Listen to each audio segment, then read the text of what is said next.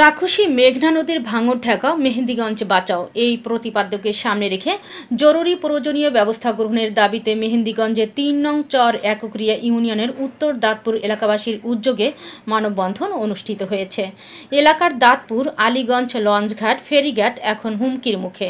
মানববন্ধন থেকে বিভিন্ন বক্তারা বলেন, শুষ্ক মৌসুমে মেঘনা নদীর করাল গ্রাসে ফসলি জমি, বাড়িঘর সহ বিলীন হয়ে যাচ্ছে, আর কেন্দ্র সহ বিভিন্ন স্থাপনা বিলীন হওয়ার আশঙ্কা আছে। বর্ষার মৌসুমে এইভাবে ভাঙতে থাকে তাহলে মেহেন্দিগঞ্জের মানচিত্র থেকে বিলীন হয়ে যাবে কয়েকটি ইউনিয়ন। তাই অন্তর্বর্তী সরকারের কাছে বিনীত অনুরোধ, যাতে নদী ভাঙ্গা রোধে অচিরেই ব্যবস্থা গ্রহণের অনুরোধ এলাকাবাসীর কাছে। বিস্তারিত দেখুন মোহাম্মদ স্বপন হাওলাদারের প্রতিবেদনে। অনেক চাষির জমি, মাদ্রাসা, স্কুল প্রতিষ্ঠানের সর্বদিক দিয়ে অনেক ক্ষতি হচ্ছে। তাই আমরা প্রধান উপদেষ্টার নিকট এলাকাবাসী সবাই ঐক্যবদ্ধ হয়ে আবেদন জানাবো যেন ওই নদী ভাঙন অতি দ্রুত আমাদের নদী ভাঙন বন্ধ। প্রধান উপদেষ্টার মাধ্যমে মহোদয়ের মাধ্যমে এটা পানি উন্নয়ন বোর্ড যারা এটার সাথে সংশ্লিষ্ট আছে তাদের দৃষ্টি আকর্ষণ করতে চাই আর কি, যারা আমাদের এটা মানে যথাযথ কর্তৃপক্ষ যারা আছে আর কি, তাদের মাধ্যমে এটা আপনাদের প্রাণের দাবি। ধন্যবাদ।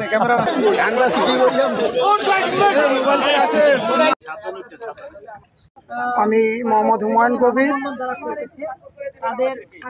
আজকের এই মানববন্ধনের আয়োজনে যথেষ্ট চেষ্টা করেছি, সহযোগিতা করতে চেষ্টা করেছি, যাতে এই এলাকার মানুষ মেঘনা নদীর করাল গ্রাস থেকে মুক্তি পায়। এই জন্য আমি অন্তর্বর্তীকালীন সরকারের প্রধান উপদেষ্টা, সংশ্লিষ্ট কর্তৃপক্ষ, পানি উন্নয়ন বোর্ড সহ এই নদী ভাঙ্গন রোধ এবং এখানকে রক্ষা করা অতীব জরুরি। এবং আমি সংশ্লিষ্ট কর্তৃপক্ষের কাছে বিনীত অনুরোধ করব, আজকের এই মানববন্ধনের মাধ্যমে এলাকাবাসীর পক্ষে আমি জোর দাবি জানাচ্ছি, এটা যেন অচিরেই এখানে এই ব্যবস্থা নেওয়া হয়। শুকনো মৌসুমে এই জায়গার এই অবস্থা, যদি বর্ষা শুরু হয়ে যায়, এই নদী যখন খরস্রোত হয়ে যাবে, তখন এই অঞ্চলকে রক্ষা করা অনেক কঠিন হবে। আমি এই বলে কর্তৃপক্ষের দৃষ্টি আকর্ষণ করে আমার বক্তব্য শেষ করছি। আসসালামু আলাইকুম।